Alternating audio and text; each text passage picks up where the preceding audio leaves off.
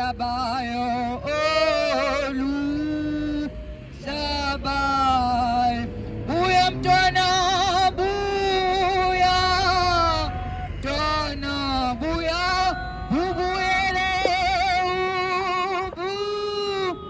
ubuyele ekhaya musamuso kulibala buye ekhaya buye ekhaya wena usathanda uhlalelwe ekhaya sebekusebe kubhekile abalaphaya abalaphaya buya mntwana buya mntwana buya ubuyele ubuyele ekhaya musamuso kulibala buye ekhaya buye ekhaya buya mntwana buya mntwana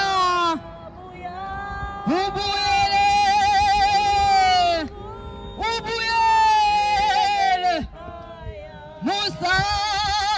musamuso usukulibala buye ekhaya buye ekhaya buya mntwana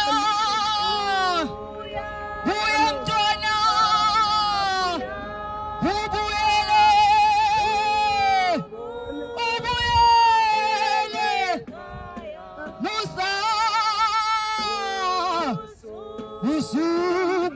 usukulibala buye ekhaya buye ekhaya buya mntwana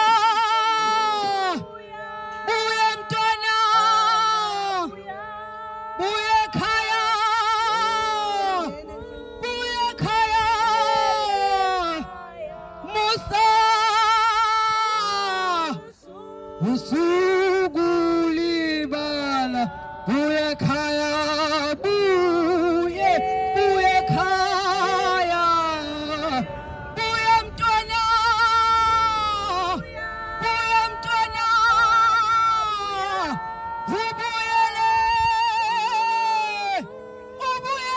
ubuyele musa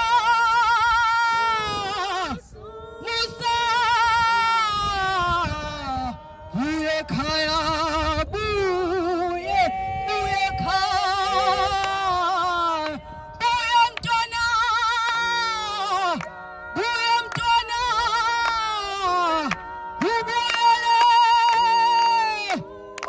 ubuyele ekhaya musa usukulibala buye ekhaya buye ekhaya buya mntwana buye ekhaya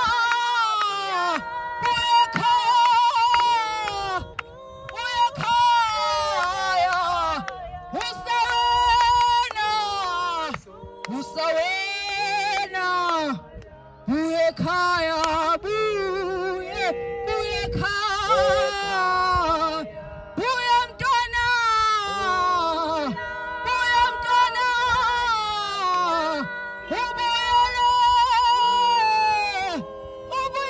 ubuyele musa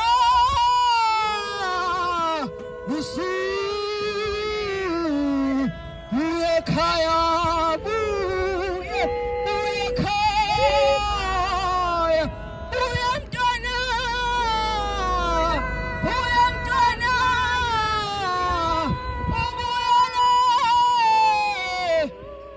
ubuyele ekhaya musa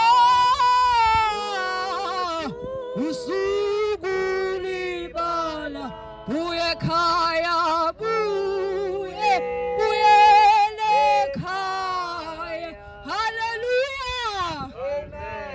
bangcwele ngidabuka endaweni yase-Eastern Cape eMatatela. Haleluya. Amen. Ngilapha bangcwele hayi ngoba ngihlakaniphile, hayi ngoba mina ndenze kakuhle. Haleluya.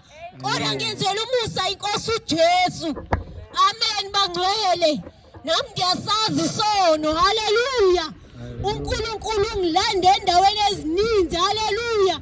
Hayi ngoba mina bengisenza kakuhle kodwa ndenzele umusa bangcwele.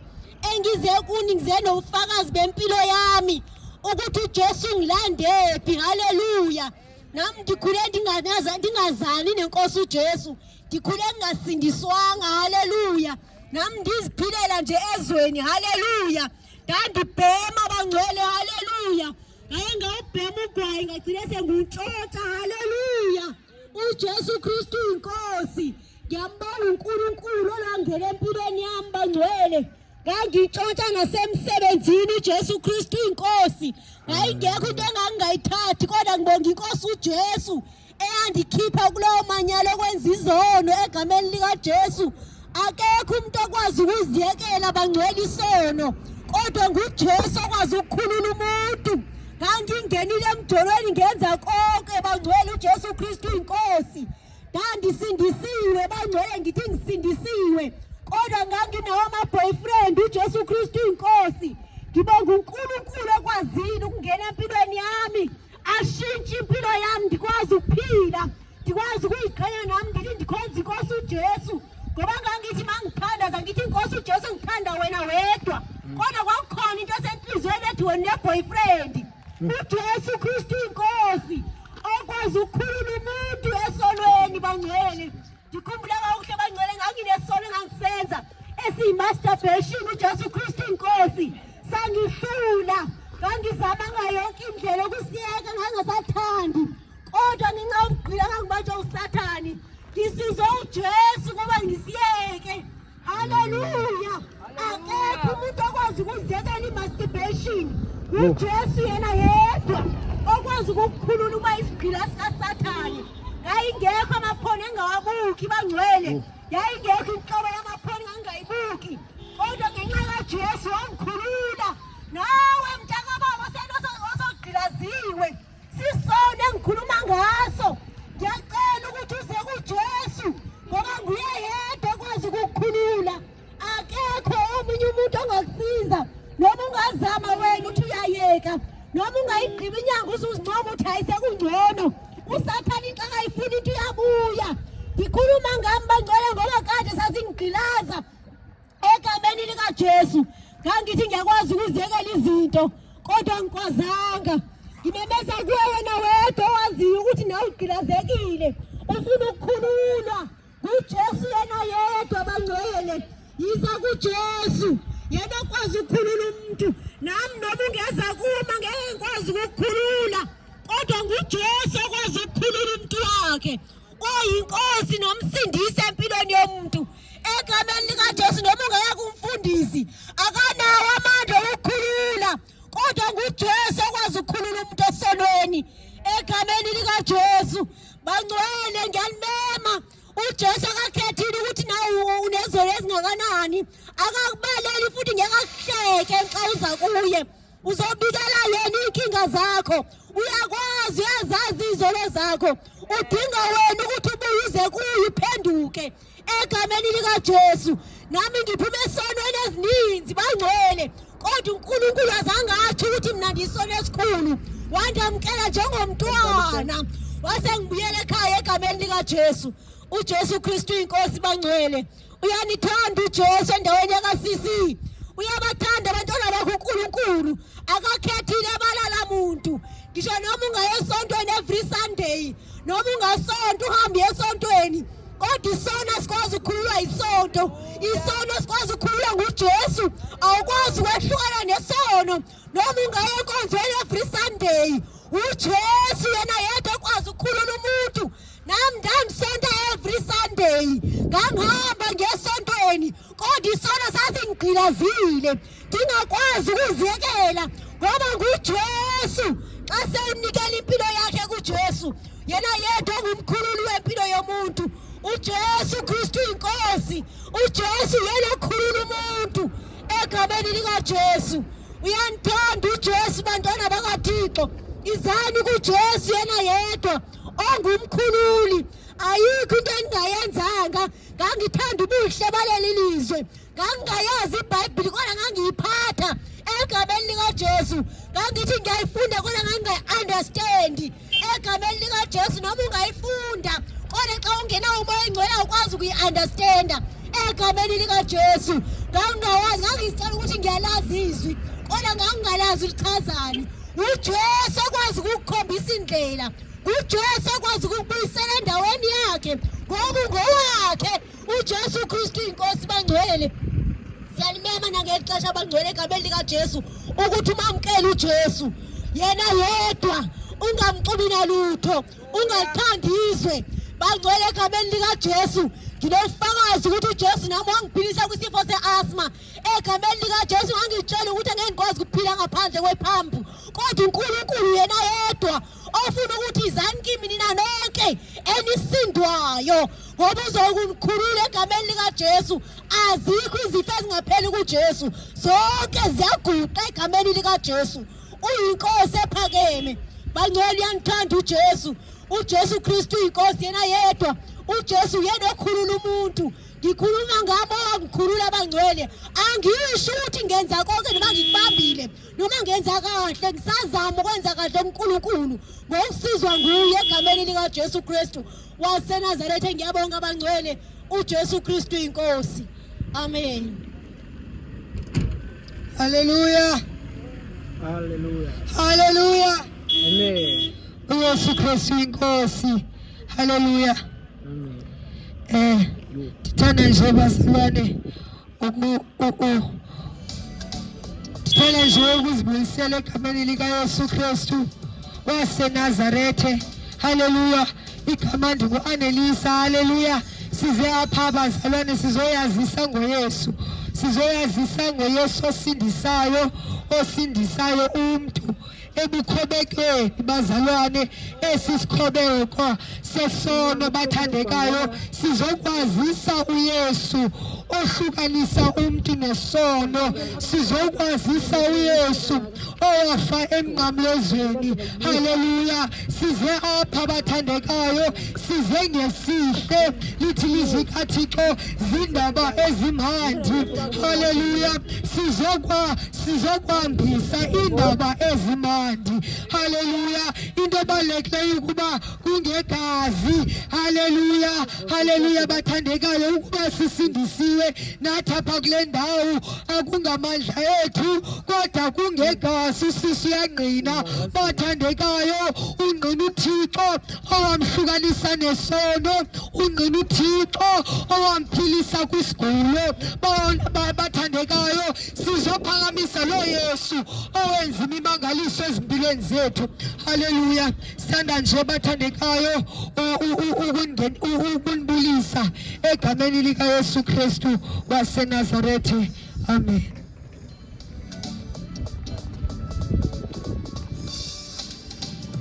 Pause. Hey.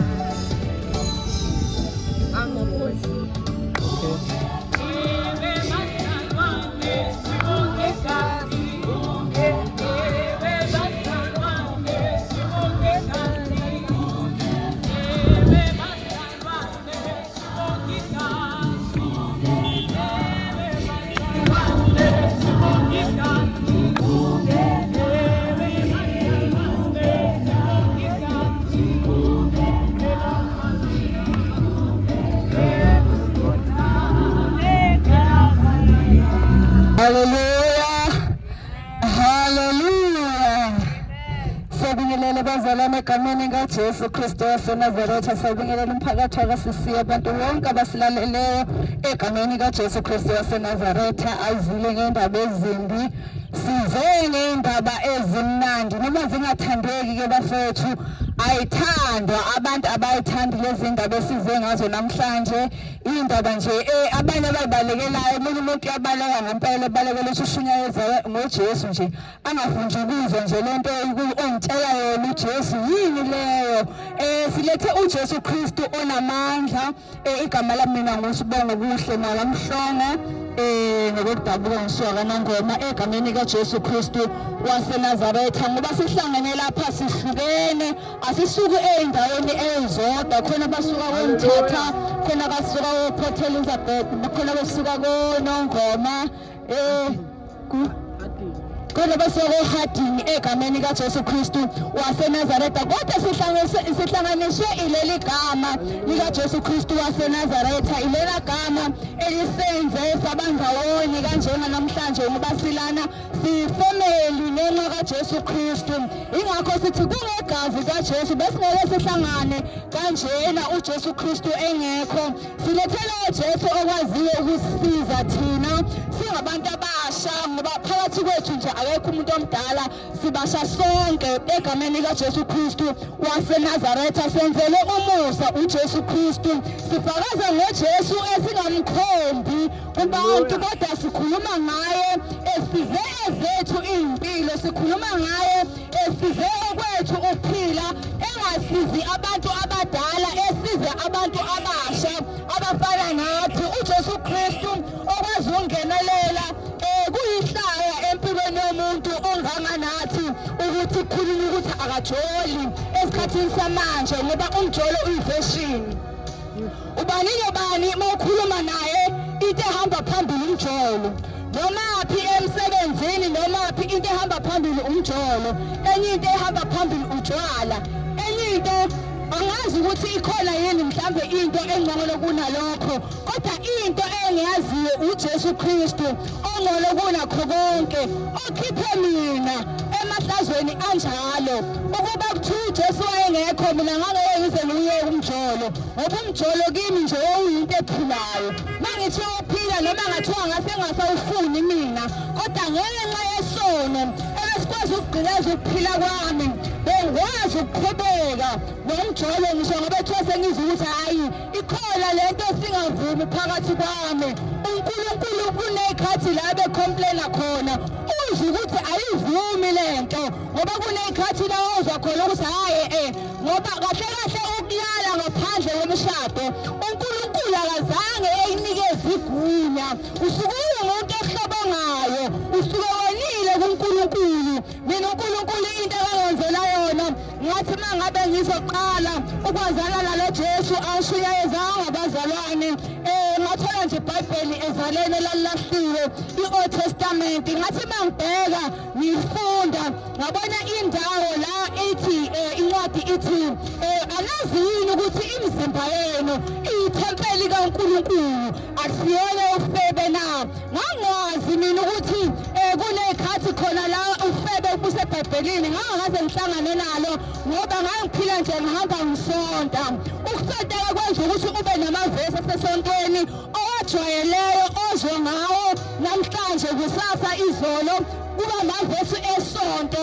angenakala ukuthi besifunda ngeviki edlule nakuleli viki futhi sifunda ngoba ivesi lesonto kodwa uJesu wafika kimi wangitshela ukuthi awazi yini ukuthi umzimba wakho uyithempeli kaNkulunkulu la kuhlala khona uNkulunkulu yila waqala khona umangala empilweni yami ukuthi kanti ukufeba kuyisono uNkulunkulu uyakwazi kuyisinengiso phambi kwaNkulunkulu ngathi mangiqhubeka nayo le ndaba wacaca ukuthi ishaye yonke into eyifebe nje emhlabeni uJesu ehamba nami kulezi zimo ehamba nami egameni kaJesu Kristu wayibamba impilo yami ngalawo mazwi awathola eBhayibhelini wayibamba wayisiza impilo yami nontomusa ehamba nami endleleni angaze ngibone engiyekelela kodwa ebehamba nami eyintweni zonke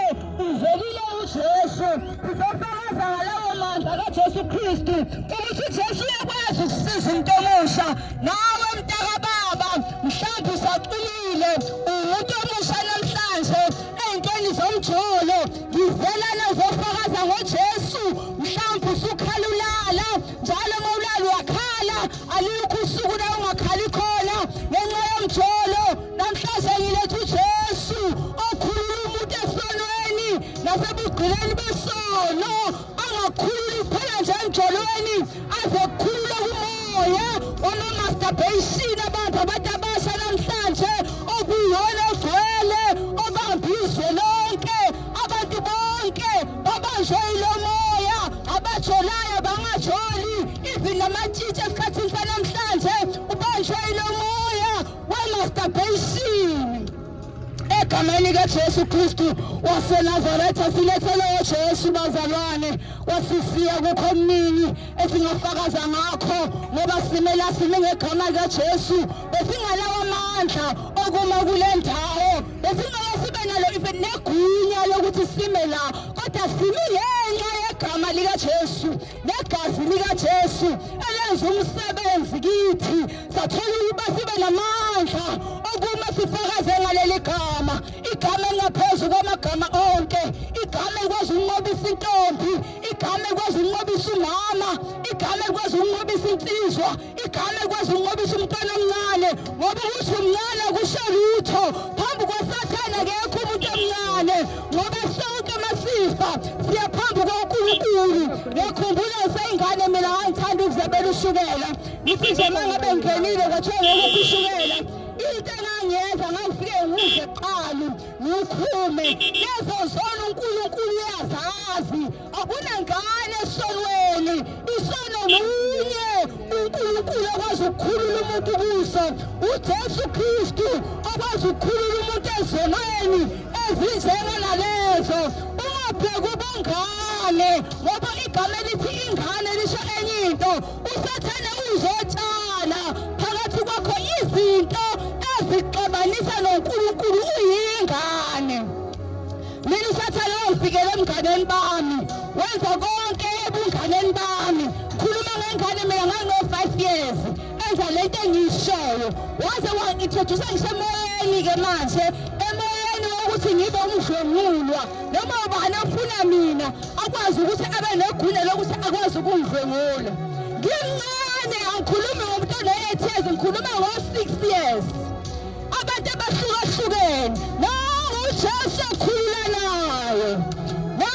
uJesu akhulula umuntu akhathalekile ukuthi isimo sakho sinjani akhathalekile ukuthi impilo yakho uyibona injani uJesu uyakhulula unamandla akhulula umuntu ezonweni unamandla okutakula impilo yakho unamandla okubezela ndiphile kwakho ngoba manganeJesu noma ngabe uyathanda uyisigqila sesono noma ngathi isono usasifuni ngenxa yokuthi akekho umuntu ekwazi ukwelekelela ezonweni zakho uba yisigqila uyathanda awuthandi ngenxa yokuthi akekho umsizi akekho umlekeleli uphenduka isigqila sesono nawo uJesu okhulula ezonweni nawo uJesu bantu bakababa okhulula umuntu omusha esonweni okhulula umntwana esonweni okhulula umama esonweni okhulula ubaba esonweni ahambe avikelekile nesibona abazalwane nokuba sigqokile sizihlile imizimba yethu kungenxa yalo Jesu bekungagqokeki sengathi mangabe ngigqokile kagqoka into efishane khona ngizohamba ngishayela amakhwela mangabe kuqhamuka iteksi kushaya amahuthi mangabe kuqhamuka imoto kushaya amahuthi johele yokuklama kodwa uJesu wafika wayisiza impilo yami esimene esinjengana leso wayisiza impilo yami egameni kaJesu Kristu waseNazaretha nakuba nibona mina ngimi phambi kwenu ngibona isoni ebesonile phambi kwaNkulunkulu kodwa uJesu othethelela izoni uJesu othethelela umuntu namhlanje ngimi ngale ndlela ngifakaza naye ngoba uyena ophamandla okufakaza egameni kaJesu Kristu waseNazaretha siyabonga Jesus.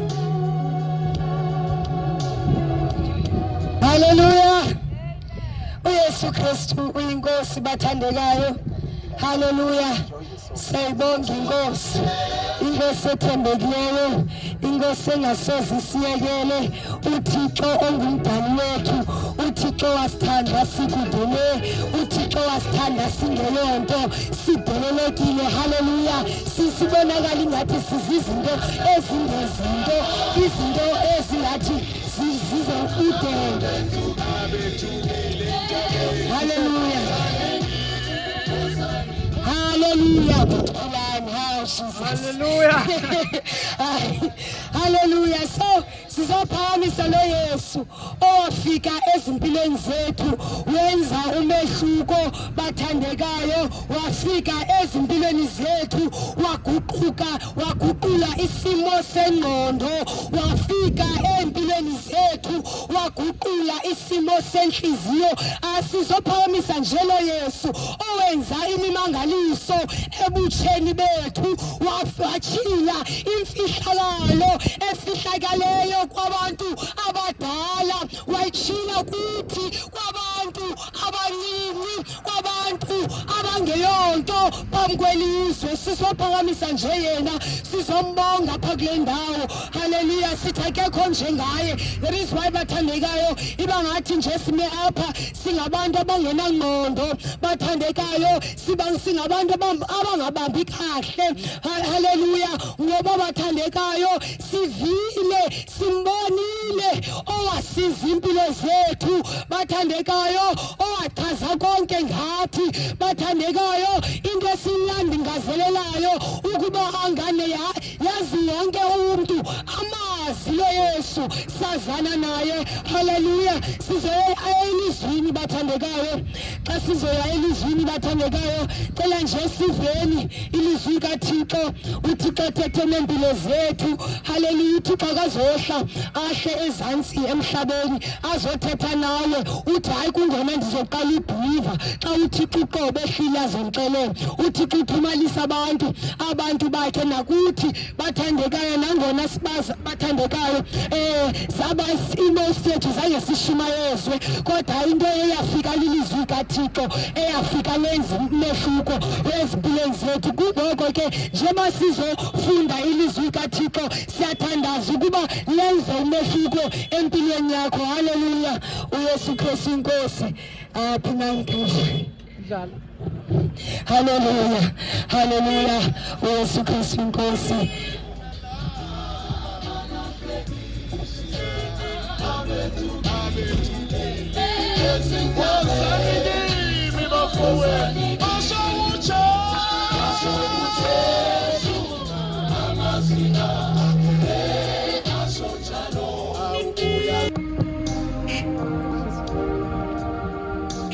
Hallelujah.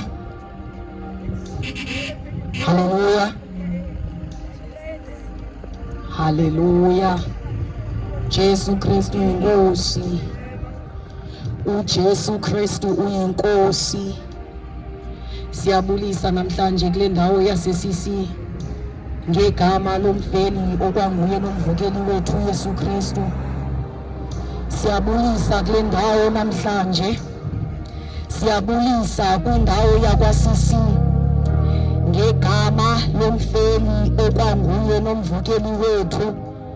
Siniphethele indaba eziphuthumayo ezingenokulinda, indaba zokubuya kwenkosi Yesu. Xa ubheka ujonga ecaleni kwakho, zikhona impawu ezibonakalisayo ukuba ihlabathi liyasongwa. It doesn't take wisdom to discern. Xa ujonga apho uhleli khona uyabona izinto ezenzekayo, ukuzalisekiswa kweziprofeto ekwathethwa ngazo eBhayibhileni ezikubonakaliso kokubuya kwenkosi Yesu. Hallelujah. Kodwa noxa kunjalo aliphelanga ithemba. Nalithemba siniphethele lona. Elo themba liyinkosi Yesu ozofuna ubomi bakho namhlanje. Ndimthandile lo mhlabelelo kuqala ngaye. Kuthi uMelusi uyazidela izimvu eziyi-99 bese ekhangela leyo eyodwa. hleze namhlanje uyilemvu iyodwa esizolanda umphefumulo wayo. Ngenzeka namhlanje sizelanga abantu baninzi, kodwa khona lemvu inkosi uYesu esibizele phezu kokuphila kwayo. Hallelujah. It doesn't need isicuku indaba yokwamkela inkosi uYesu, ngoba mhla kwaze kwafika usuku lokugcina uyabume wedwa embuzweni. Hallelujah. Namhlanje xa uliva izwi lakhe uzungayenzi lukhulu inhliziyo yakho. Jabulisa bangcwele. Igama, which is my earthly identity, dingo unathi, dingo kwasilanda ifani. Ligama elo abazali balapha ezantsi emhlabeni uThixo wandiboleka bona ababona ukuthi lifanelekile. Kodwa yona nto ibalulekileyo eyokuthi ndiyaziwe ekhaya ezulwini. Ndinayo i-identity yamaZulu. Hallelujah. I-identity endayithola ngokwamkela inkosi uYesu ndiyenze umsindisi wobomi bam. Hallelujah. Ndenzelwe inceba bazalwane, azange ndazalelwa kuyo insindiso. Ndenzelwe inceba yinkosi uYesu eyakulandayo ukuphila kwam ndisebugqayibeni, eyakulandayo ukuphila kwam ndiyinto eyayifanele ukulahlwa, eyakulandayo ukuphila kwam ndisebulukwini. Kodwa kwakukho umuntu owayendithanda, wabona ukuthi ndifanelekile ukuthi ndizoba khona emseni wakhe. Hallelujah. Njengokufutshane xa ndinoshera ubungqina, ndashiywa ngutata ngonyaka ka-2005, late 2005 to early 2006. Okundishiya katata kwahamba iminyaka ndangena kwiminyaka yoba yi-teenager. I had a void engaphakathi. Ndandine-void endandithi ingase kubekho umntu ozoyivala le void. Ndandingayazi mna uba kanti ngaphakathi kulekha uYesu. Ndandisithi le void kufanele ifile ngumntu wasenyameni. Kanjalo ukusathana ukundithumba kwisono somjolo. Hallelujah. Because ndandingumuntu owayedinga ukuthandwa, ndandingabona ukuthi ndifanelekile ukuthandwa. Hallelujah. So kwakuthi xa kuza umfana adlale ngama ndixelele igama elithi I love you. Hallelujah. Ndithatheke nam ndihambe ndiyaphaya khona. Hallelujah. Ndathatheka kanjalo sisono somjolo, ndagqilazeka sisono somjolo. Hallelujah. Ndathengisa ngento ekokufanele ixabiso. Hallelujah. Ndandingazi kufihlakele kum ukuthi lo mzimba lona ndidlalisa ngaye, ndithengisa ngaye bafanele uyitempile kaMoya Oyingcwele. Hallelujah. Ndanikisa ngobuntombi bam into ekwakufanele iligugu kum, into ekwakufanele iligugu ebazalini bam, into ekwakufanele iligugu kumyeni uThixo andibekele yena ngenye imini. Ndayithatha ndathengisa ngayo bangcwele. Just amagama athi I love you. I love you osuka kumadimoni, ngoba kekho umntu onokuthanda engakulobolanga. Alukho uthando lomjolo. Ndathengisa njalo ngento exabisekileyo ekwakufanele ndiyigcinile, ndiyigadile, ndiyibambe into elixabiso kakhulu. Ndadlalisa ngayo ngabafana. It was worthless. Ndandingayiboni ivalue yam, ndingazi ukuthi le nto ndidlalisa ngayo ixabiseke kangakanani. Hallelujah. Ndagqilazeka bangcwele, ndade ndaza nomntwana. Hallelujah. Ngenxa yamagama athi I love you. I love you ongaphumiyo ngaphakathi enhlizweni, kodwa iluthando lwamadimoni. Hallelujah. Ndandisisigqila somjolo. Hallelujah. Ndithi xa ungaphendulwa fo ndiphume ngobusuku ndihambe ndiyokhangela umfana, ngoba ndandingaliboni ixabiso lam. Ndandingazi ukuthi ukhona umntu ondithandayo, ondithanda ngokogqibeleleyo, ongadlaliyo ngam.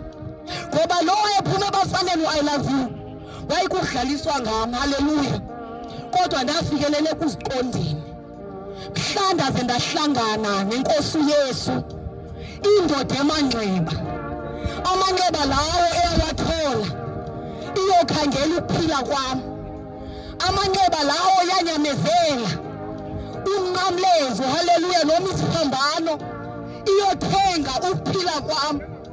Wabe esithi yena akangibaleli nezono zayizolo, kodwa uzondithatha ndinjalo bese endenza isidalo esitsha. Wathi wondibona inkosi uYesu yakuthatha ukuphila kwami yakufihla phakathi kwayo. Akabala ukuthi ngezolo bendenzeni, akabala isono endinaso phezu kwenhloko yami, kodwa wasithathela kuye. Haleluya. Ngoba lithi iBhayibhile xa limcacisa, wehla wezezantsi emhlabeni wathatha imo yenceku, wava ubuhlungu ezothwala isono sethu. Haleluya. Zonke ezo zono zabalelwa kuye mhla elenge esiphambanweni. Eyona nto beyidinga ukuthi ndimamkele, ndimenze inkosi nomsindisi womphefumulo wami. Haleluya. Ngakho ndibuka ubufakazi bokuthi inkosi uYesu iyakusindisa noma sewuzibona ingathi ufanelwe ukulahlwa. Inkosi uYesu iyasindisa noma uthi wozijonga ubone izono zakho ingathi zingapha kwamandla. Lithi incwadi kaIsaya noma sezingqombela yiza sithethathethana. Kuyathethathethwana nenkosi uYesu. Uthi noma zingqombela ndawusenza zibe mhlophe njengeqhwa. Ikhona inkosi uYesu esihlambayo isono sonke, ikwenza ube sisidalo esitsha. Ikhona inkosi uYesu eguqula impilo zabantu. Ikhona inkosi uYesu eyasithengela ukuphila kwethu, okubona siphila ezantsi emhlabeni benqwaleko nenhlupheko. Ayisibuki ubone sabhalelwa ezulwini. There is an original version of your life onoyifumana ngothi wamkela inkosi uYesu ibe inkosi nomsindisi yokuphila kwakho. Haleluya. Siziselo Yesu namhlanje. Nanku uYesu osindisayo, nanku uYesu ophilisayo, nanku uYesu obiza ukuphila kwakho. Akukho nto ayifunayo kuwe, kodwa ufuna uvune ngomlomo bese ngenhliziyo uyamamkela. Ndibuke bebungqina bangcwele, ngaphakamisa izandla ndizilelele ndedwa ndathi ndiyakwamkela Nkosi uYesu ukuthi ube inkosi nomsindisi wempilo yami. Bese yena wandoyisela kwizono endandikuzo, wandinqobela kwizono zakwenyama, kodwa akakwazi ukunqobela ungakhange wamenza inkosi nomsindisi yomphefumulo wakho. Wandinqobela kwisono ebendithetha ngaso somjolo. Namhlanje ndimile, ndime ngenkosi uYesu ebuyisa ubutsha bonke, ndime ngenkosi uYesu ekwaziyo ukuxoxa isililo. Zithi izono zakho ubuzenza izolo zibuye xa uzijonga uzicekise. Uthi isono ubusenza izolo ubone ukuthi angeke ube sangena kuso. Imigibe uSathana awayesiyele yona sithi soyijonga kungengamandla wethu, kodwa kungengamandla amoya awasingenayo, sibone ukuthi asifanelekanga. Wandinceda Nkosi uYesu, ndatsho ndamunyanya umjolo, ndatsho ndabonyanya utywala, ndatsho ndazonyanya zonke izono zehlabathi. Kungengamandla wami, kodwa ngumoya owandingenayo ngemini endamkela ngayo inkosi uYesu. Ndize nezo ndaba namhlanje, noma size nazo, zokuthi ikhona inkosi uYesu ekwazi ukukhulula ebugqileni baso naso nesiphi na isono. Haleluya. Ngokufutshane ndawuthatha siye kwizibhalo ezingcwele bese siyathandaza. Haleluya. Haleluya. Jesus.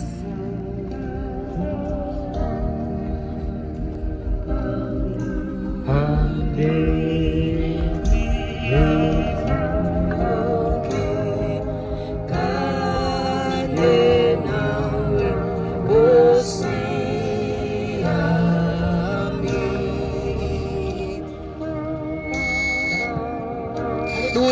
Sizawufumana izwi lethu kwincwadi kaMatthew noma ngokukaMateyu chapter 11.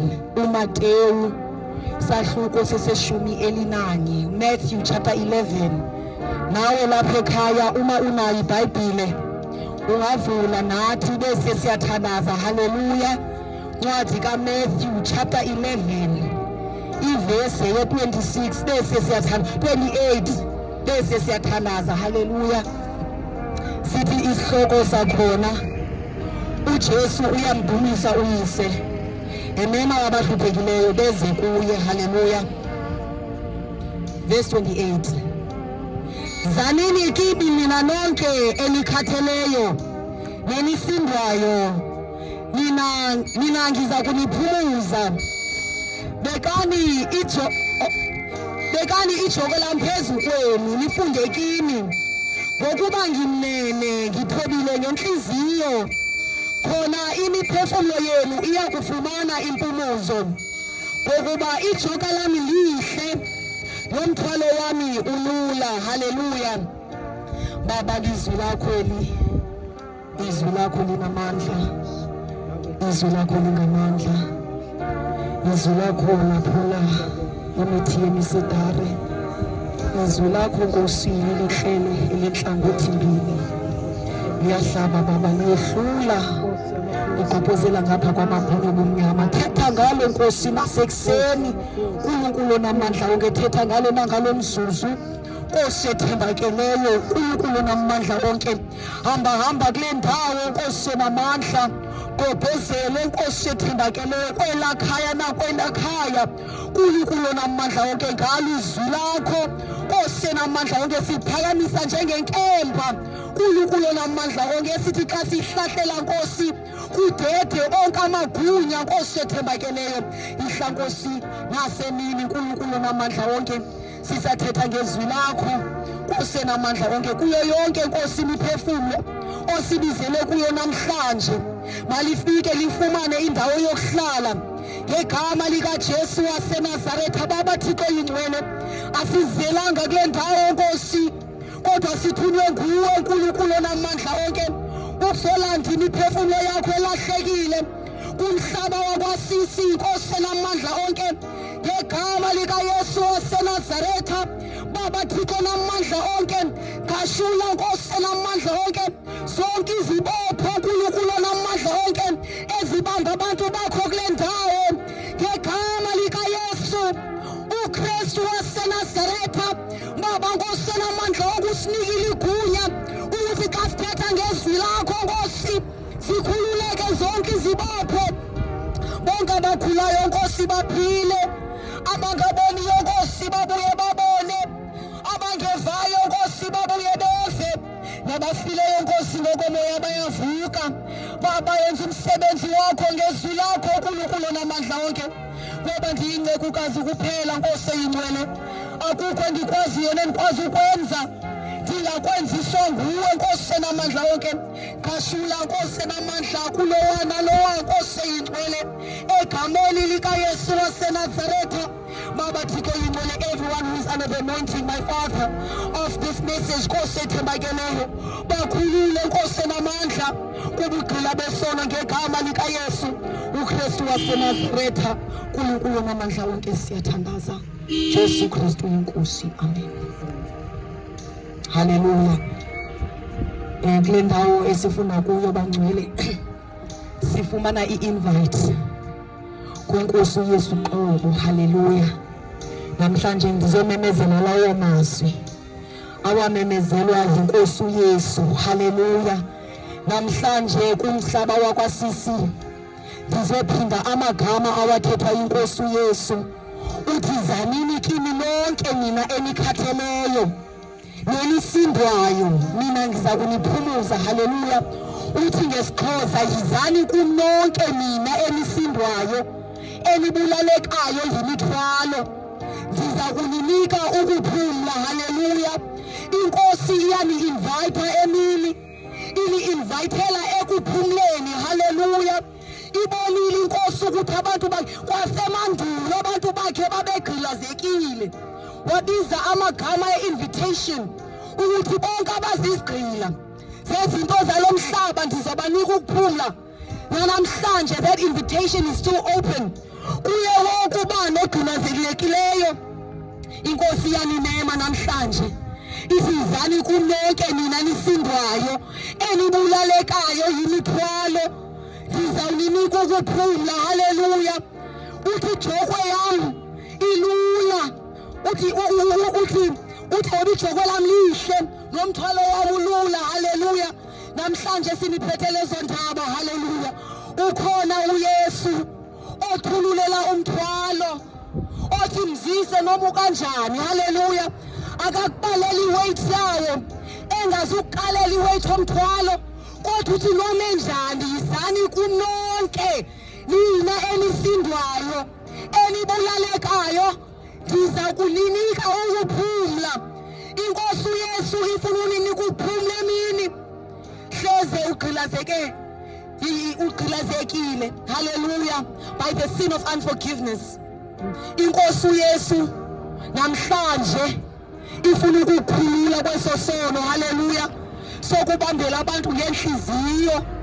Inkosi uYesu izise a word of encouragement.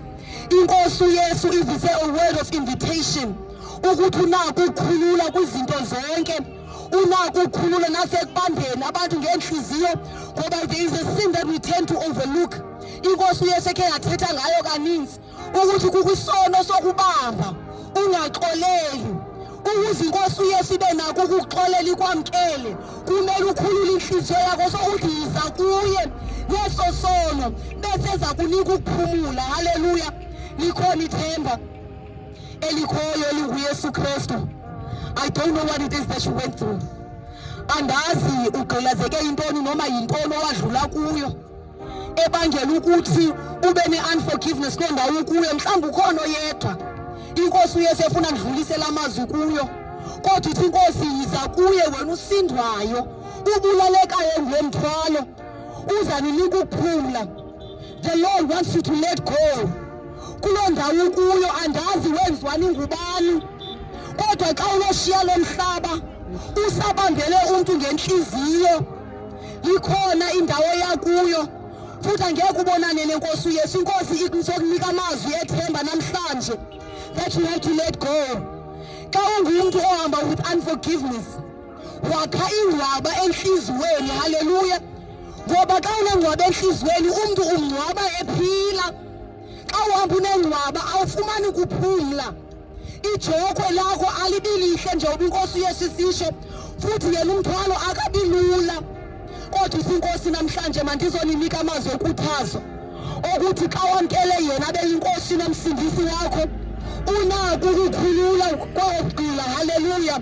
Ngegama likaJesu khona uYesu okhululayo kuyo yonke ihlobo yesono. Akukho sona akubalela sona, akukho sona ngeke akukhulule kuso, kodwa yena into ayifunayo ngokuthi ungene ngesango elinguye. Haleluya. Bese ezokunika ukuphumla. Akukho okuninzi esimphethele kona ngaphandle kokuthi ukhona uYesu othululela wonke umthwalo, bese emnika ukuphumla, bese emnika ithemba elitsha. Akukho sona sibalela sona njengoba bekufakaziwe bakhona babebanjwe sisono se-masturbation. Mhlawumbe nalo nako wakho umthwalo, kodwa uthi inkosi uYesu emini yizani kunonke nina enisindwayo enibulalekayo yimithwalo ndizawuninika ukuphumla. Akekho umuntu onamandla okohlukana nobugqila besono. There is a power that you need to intervene. Haleluya. Ngoba isono xa sesingenile uba likhoboka noma isigqila sayo, into yenza noma sewungasathandi ulikhoboka kuyo. Uyamdinga lo Yesu ozokukhulula. Isono se-masturbation xa ungene kuso uthi sewungasathandi ubone sewuqhubele kusenza, udinga lo Yesu ozokukhulula. Yizani kunonke nina enisindwayo enibulalekayo yimithwalo ndizawuninika ukuphumla. Uyaninoma uYesu emini ufuna uninika ukuphumla. Mhlawumbe ulali ungaselanga zipilisi, kodwa ukhona uYesu onokunika ithemba elitsha. Ukhona uYesu onokunika ukuphumla kwenhliziyo. Ukhona uYesu onokunika uxolo. Uthi yizani kunonke nina enisindwayo enibulalekayo imithwalo ndizawuninika ukuphumla. Akayibali le hlobo yemithwalo emayize kuye. That means there is no limit. Lokhu hlobo lemithwalo esinalo ezantsi emhlabeni udizela kuyo inkosi uYesu. Uthi izani kum nonke nina enisindwayo enibulalekayo imithwalo ndizawuninika ukuphumla. Ngoba ezantsi emhlabeni sicinga ukuthi kuze sibe nokuphumla sidinga ukuthi sibe nemali eninzi, sibe ne-achievements. But i-achievements zalo mhlaba angeke zakwenzela nto xa ungenayo inkosi uYesu. I-achievements zalo mhlaba angeke zaba yinto, they won't amount to anything. The day umphefumlo wakho esahlukana nenyama uyamdinga lo Yesu. Yiza kulo Yesu ozokuthulela imithwalo abe sekunika ubomi obungunaphakade. Haleluya. Izinto zalo mhlaba zizoshiya lapha. Awulazi usuku lwakho lunini. If there is one thing esinayo ecommon ezantsi emhlabeni ukuthi usuku lokufa luyeza. Lusuku olungenobalekelwa nangubani na. Luyafika kumntana ononyaka, luyafika kumntana esandozalwa, luyafika kumntana oyi-teenager, luyafika kumuntu omdala, luyafika kumakhehlekazi. Asikwazi ukulibalekela lo suku. Futhi ke ukuphila kwethu akuphelelanga kulo mhlaba. Ikhona i-destination esiya kuyo mhla umphefumlo wahlukana nenyama. Ngakho ke make the right choice. Umphefumlo esahlangene nenyama khona ukuze mhlalaze lafika lo suku abe khona ozokuthethelela izono zakho noba zinjani. Ngoba likhona isuku esiyozandulela ngalo zonke izinto besizenza emhlabeni. We will have to be accountable for zonke i-actions zethu zasezantsi emhlabeni. Zonke izinto esasizenza, zonke izinto esasizithetha nezibusitha zaziwa ngabantu. Uyesu usuku lapho kuzofuneka siphendule. Kodwa xa uthe wazenzela inceba wamkela inkosi uYesu abe ngumsindisi wokuphila kwakho namhlanje, liyawuthi lifike lo suku bese ekwenzela inceba akuthethelele phambi kukabawo. Awukwazi ukuya kubawo ungaqalanga wamamkela uYesu semhlabeni. Senzele leyo nceba ngoba ngapha kwethuna akukho ukuphenduka. The time to repent is now. Ixesha lokuguquka lingoku ngoba awulazi ingomso likuphethele ntoni. Bakhona balala bangavuki, bakhona batshayiswa ziimoto behamba endleleni, bakhona bangena kwi-car accidents, bakhona abahlelwa zizinto ngezinto, bakhona ozodutyulwa, bakhona ozohlatywa. There is no formula. Awulazi usuku lakho lokugqibela. Sisonke sine-record soba sazalwa nini, kodwa yodwa into esingayaziyo yokuba lunini na usuku esiyowushiya ngalo lo mhlaba. Ulumke lingafika lo suku usabambelele ngesono, lingafika lo suku usaqhoshe ngokuthi uyakhonza. Ngoba ezulwini akungenwa ngankonzo kodwa kwangenwa ngokwamkela inkosi uYesu abe yinkosi nomsindisi wokuphila kwakho. Bese uphila ubomi obungcwele xa ungenwe ngumoya wakhe. Namhlanje nizenzele lo nceba ushiye ii-doctrines zenkonzo nokwenza kwenkonzo, ushiye ukuthi ndikhonza kule ndawo, kodwa wamkele inkosi uYesu abe ngumsindisi wokuphila kwakho. Yizani kum nonke nina nisindwayo enibulalekayo yimithwalo, ndiza kuninika ukuphumla. Uyakubiza ukuphila kwakho inkosi uYesu namhlanje. Iyakubiza ukuphila kwakho inkosi uYesu namhlanje. Ifuna ubomi bakho bube nendawo yokubalekela mhla kwaze kwafika usuku lokuthi umphefumlo ahlukane nenyama. Ngoba kunendawo ekuyiwa kuyo, zimbili indlela ekuzongenwa kuzo mhla kwafika usuku lokufa. Enye ezulwini, enye ezogweni. Ubomi obuphilayo ngaba uyayizukisa na inkosi uYesu ngoba ungaphili ubomi that glorifies God angeke waye ezulwini. Senzele lo nceba namhlanje wamkela inkosi uYesu. Andazi noba yeyiphi na inhlobo yesono ekuhluphayo namhlanje, kodwa ndizolinika ithemba ukuthi ikhona inkosi uYesu ekhululayo kuzo zonke inhlobo zezono. Ukhona uYesu ongenasono angakwaziyo ukusikhulula. Akukhathaliseki noba wenze ntoni, kodwa udinga umvulela inhliziyo yakho bese ezokunika ukuphumula. Ngamazwi wakhe usho njalo uthi izani kunonke nina enibulalekayo nenisindwayo ndizawunika ukuphumula. It doesn't matter what you have done. Zikhona ezazono zakho ezingazange zabonwa ngumuntu. Namhlanje inkosi uYesu yakubiza ukuphila kwakho osasizothandaza ukuba sikhona isono osagqilazwa siso othi xa uhleli wedwa sikuhluphe. Ngoza namhlanje ukhona inkosi uYesu iza kunika ukuphumula.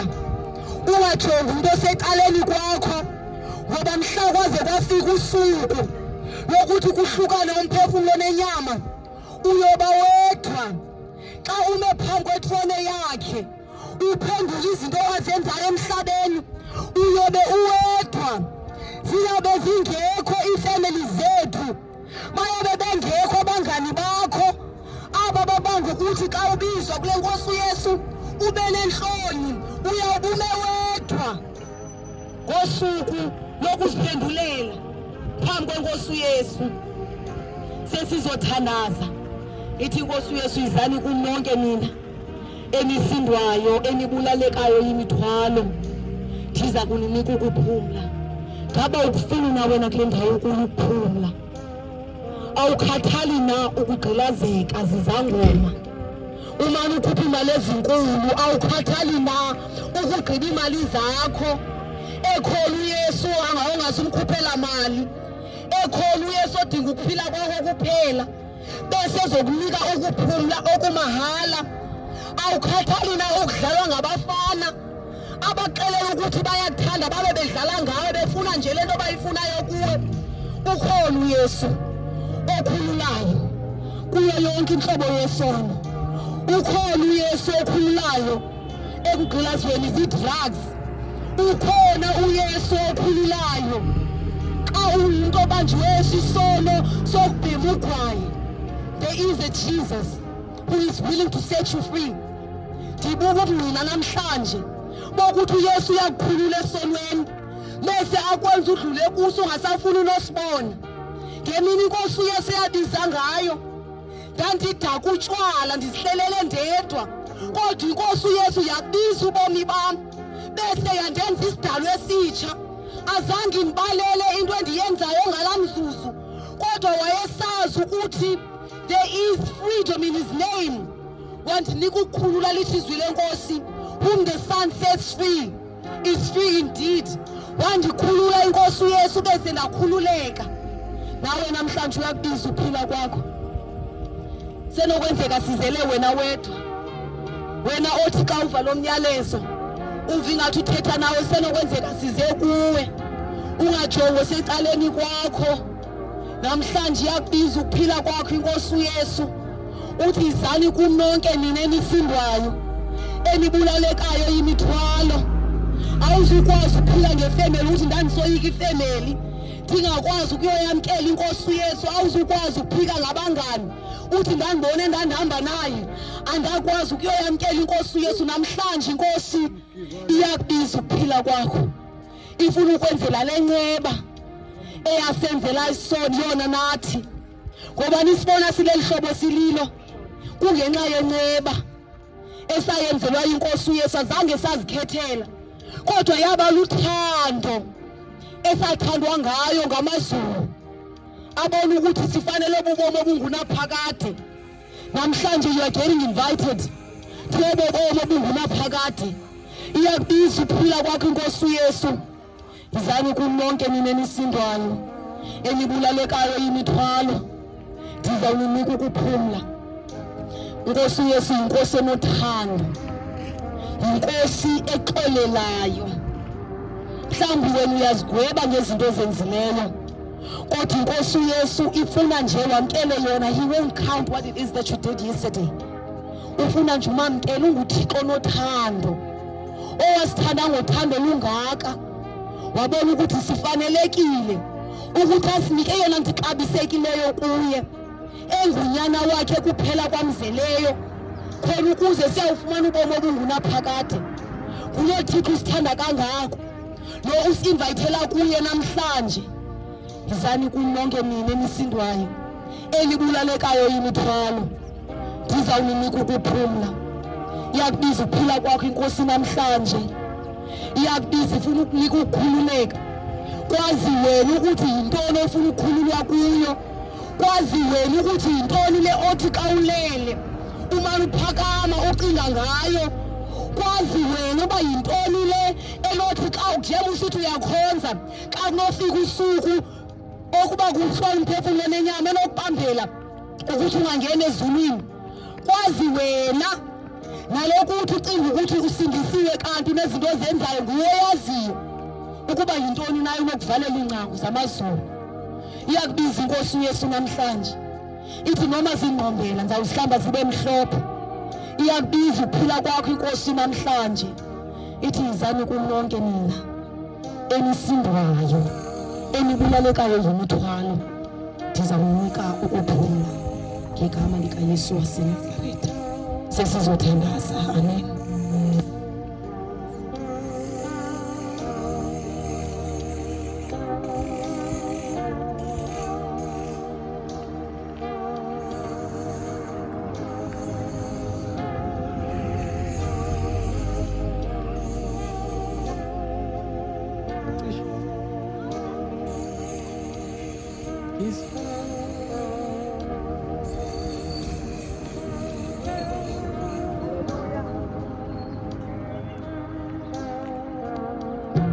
Hallelujah. uYesu Kristu inkosi bathandekayo, siyabonga inkosi. Hallelujah. Inkosi ethethileyo kule ndawo, siyabonga kakhulu. Inkosi ethetha phezu kwempilo zethu, esikhumbuza ukuba ungumdali wethu owasazi phambi kwe sisesezizalweni sikanina. Sibulala nje le nceba lokuba kuthethwe ilizwi kaThixo phezu kwempilo zethu sisonke. Haleluya.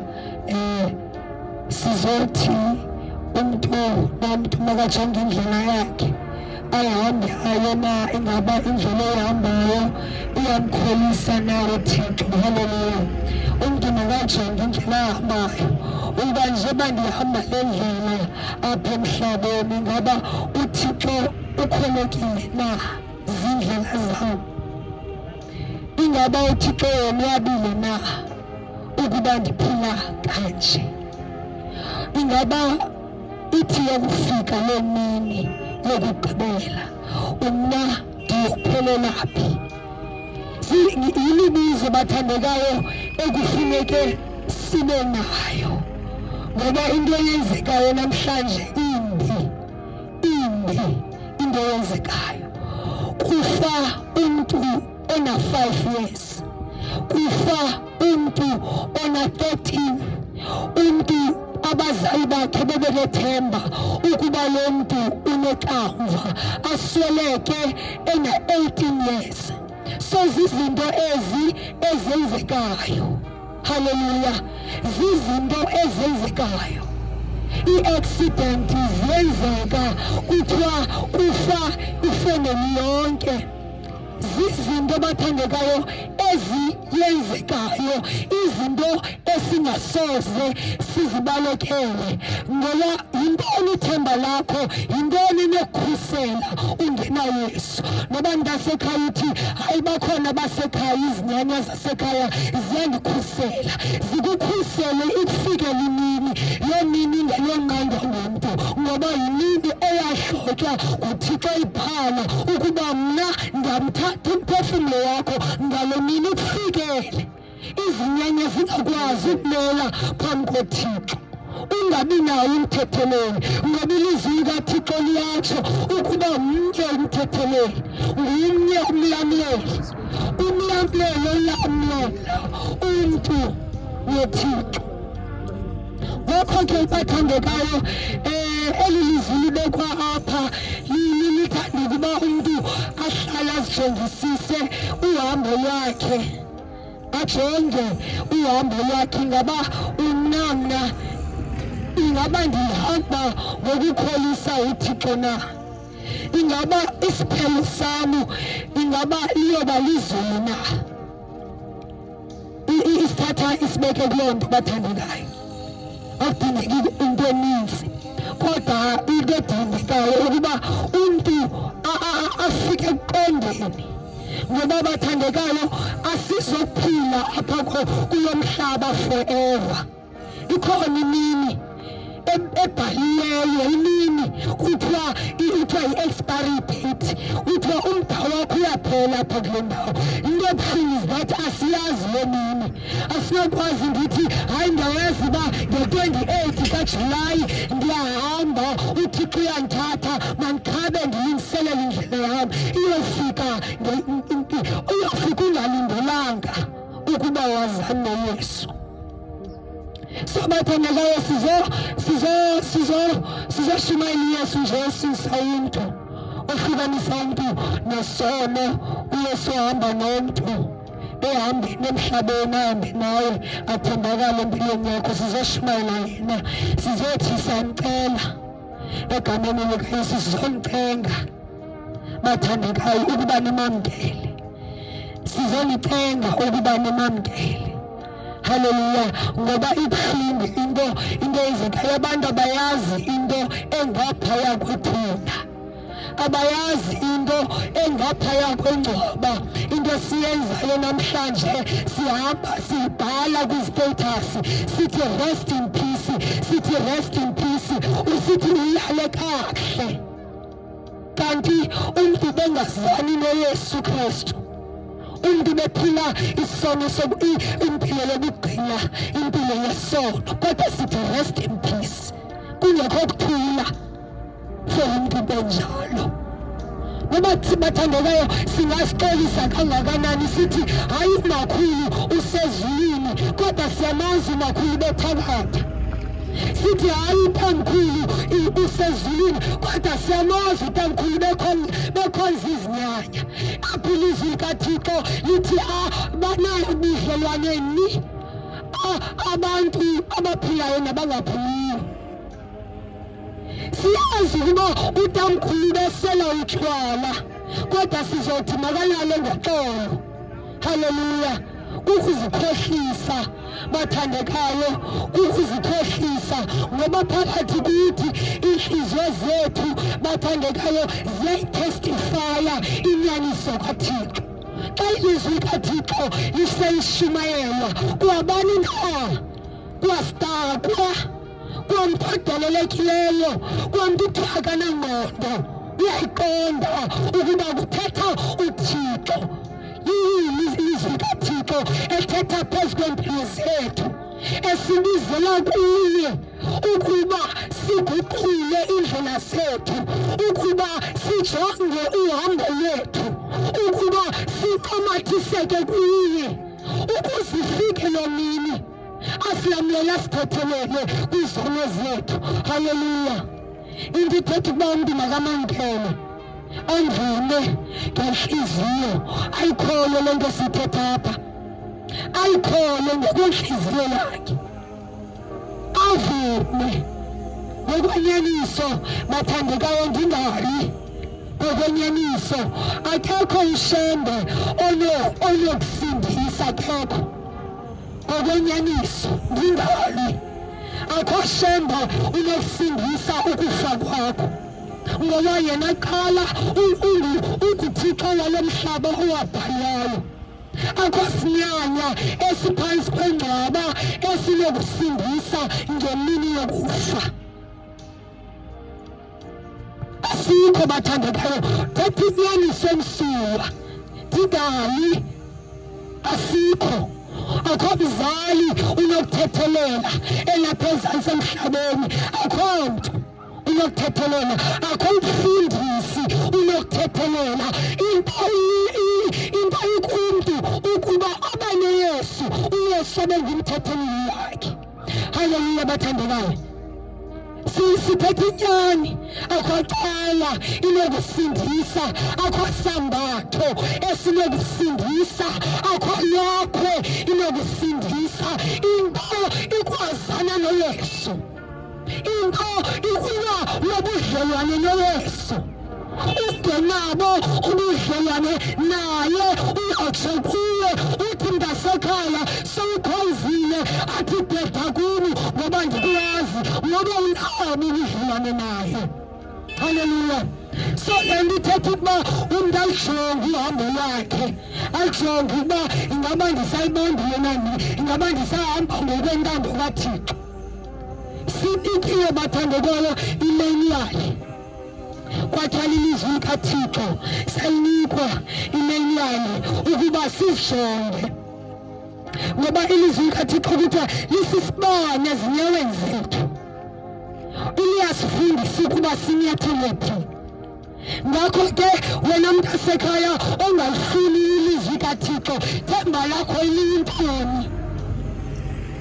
Uzoyibona njani indlela yohlala uhamba ebumnyameni ngoba awufuni ukukhanya, awufuni ukukhanya.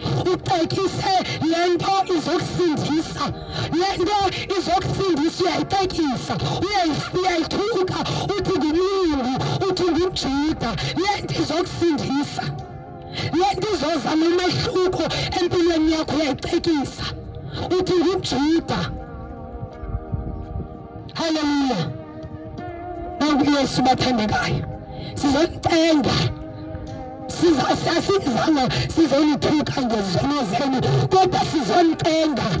Ba yibona enceba phezu kwakho umphefumlo ukuba wena uyasolakala, ukuba unokuva le meseji kanti uzosithathela isigqibo sokuba uhambe ngenyawo zakho uziyele esogweni apho umlilo ungaqiniyo, apho kungekho phumla, apho bathanda uYesu sibizele ekuphumleni kweli lizwi. Wena uzowuziyela ngokwakho apho kungekho phumla, umlilo akaqini, yindlala. Ngoba mntasekhaya ulapha emhlabeni yaziva uba uyasokola, kodwa usakwazi ukuthi sonka, usakwazi ukuthi le nto itshayo esogweni iminyaka neminyaka ungakutsho kutsha. Ufane nesityebi, isityebi esasilangazelela a drop of water, ichaphaza lamanzi. Thina bantu silapha emhlabeni asinalo nexesha lamanzi, siyazela etephini. Laa mntu wayelangazelela a drop of water kuthiwa yayisisityebi. Wayetyabile apha emhlabeni, yebo wayenezinto zonke, kodwa ngaphaya kangakwazi ukuzithatha izinto zakhe ahambe nazo aye kwelaa cala. Ngoba umntu ngena yedwa mntasekhaya, besaziwa yebo apha emhlabeni abantu bebemazi, kodwa ngaphayana kangakhathalele beyinto ngeyonto ngoba zange ayixabise ilizwi likaThixo ephila apha emhlabeni. Themba lakho yintoni ungalifuni kangaka ilizwi likaThixo? Yintoni ithemba lakho mntasekhaya? Yintoni ithemba lakho? Ngoba yona imini iyeza soze sibalekele, into ebuhlungu soze sibalekele. Ithi yokufika uzisola, khona ibuhlungu njengezisola. Uma nicula okwaba uzisole ukuba what if ndazithoba, ndandizophuma ntoni? Ndandizophuma ntoni ukuba ndazithoba ndamamkela uYesu, ndaguquka, ndahamba naye? Akukho buhlungu ndawo bathandekayo, sihamba naye. Akukho buhlungu, akukho buhlungu ndawo, asithubukeki ndawo. Siyaphila sifana nani, siyaphila sifana nani. Ingabuhlungu ukuba what if apho ke ngoku ungalokwazi uphinde ubuyele uthi mandiyolungisa, sekulate. ngoba zange sambona umuntu ophinda avuke. Ukuba ungcwatshiwe iphelile indaba yakho, uzuqonde ukuba iphelile indaba yakho nefamily ayisakhumbuli. Umuntu owasweleka 5 years ago asithayo nexesha lakhe. Ngakho ke bathandekayo, into ithatha umuntu asijonge ba ingaba le hambo ndihambayo ingaba mna ngalo mini iyondifikela ndiphi na. Into ebalulekileyo bathandekayo ukuba ikufikele laa mini unobudlelwane noYesu, wazana naye. Ndifuna nje simamkele uYesu, simamkele bathandekayo uYesu. Funeke senze umthandazo wokwamkela uYesu, ngoba bathandekayo nolingakhonza uthini ungamamkelanga uyafana nomuntu odlalayo. Nolungaba nejoin kodwa ungamamkelanga uyadlala ngasekhaya. Ngoko ke ndifuna nje sifunde ilizwi lokwamkela uYesu. AmaRoma 10 verse 9 ithi, xa nifunde kwamaRoma 10 Romans 10 verse 9 lithi, ngokuba uma uvuma ngomlomo wakho ukuthi uJesu uyinkosi, ukholwa enhliziyweni yakho ukuthi uNkulunkulu wamvusa kwabafileyo, uyakusindiswa. Into ebuhlungu abantu baxakwe yiloo nto namhlanje, abafuni nje abafuni. Inhliziyo ziphakeme, amagxa aphakeme, baxakwe yiloo nto. Ukholwa ngenhliziyo, kuvuma ngomlomo, ngoba inhliziyo iphakeme. Inhliziyo isixabisile uba mna ndingubani ukuba ndiyomamkela uYesu. Isiphakamisile inhliziyo, xakwe yiloo nto abantu banamhlanje. Ukuzithanda too much ukuba bandiyamamkela noYesu ithetha uba ndizohlukana nale boyfriend yam ndiyithandayo. Bayazithanda, bafuna ujabulisa inyama ezokutsha bazoyishiya apha emhlabeni. Bazoyishiya apha emhlabeni inyama, umphefumlo ayotsha. Haleluya. So bafuna ukujabulisa le nyama. iBhayibhile ithi le nyama itente. Funeka uyithathe njengento engenamsebenzi. Abantu namhlanje abavumi, inhliziyo eziphakeme kakhulu, bazibona bona bebalulekile ukuba bona bangade bamkele uYesu, bazibona bebalulekile bona. Into yenzekayo namhlanje, umuntu ayithanda impilo yakhe athi ingaba nje ndizomamkela uYesu, ingaba ndizohlukana notshwala, ndizongaseli ngoku, ndizongaxheli ngoku, ndenza amasiko asekhaya. Ngoba utheni loo nto? Uda uyasithanda sono esikhulu eso, ukusithanda, ngoba usoze ukwazi umthanda uThixo. Haleluya. Ngeke ukwazi umthanda uThixo. So sifuna nje ukwenza umthandazo okumamkela, umthandazo okumamkela. Haleluya. Ngoba siyabona ukuba abantu abasondeli phambili bazomamkela. Sifuna nje ukwenza oko umthandazo ke, ukuba ovayo othi nenhloni amthandaze lo mthandazo, okanye amkhumbule lo mthandazo, amkhumbule lo amthandaze ekholo, ngoba uyokwenza umahluko empilweni yakho. Ngoba mina bathandekayo wenza umehluko empilweni yami. Nami ndandingumoni, nami ndandisithanda isono. Akho sono ndandisithanda njengesono somjolo. Akho sono ndandisithanda njengesono somjolo, kodwa kwafika uYesu owazi empilweni yami, wenza umehluko ukuba ndiyintombazana ndizixabise, ndizazi ukuba ndingubani, ndimazi umbhali wami, ndingathengisi ngento elixabiso. Haleluya. So bathandekayo, ndifuna nje ukuba umntu amamkele uYesu ngokwenyaniso, ngoba kwafika empilweni yami ndehlukanisa neso sono.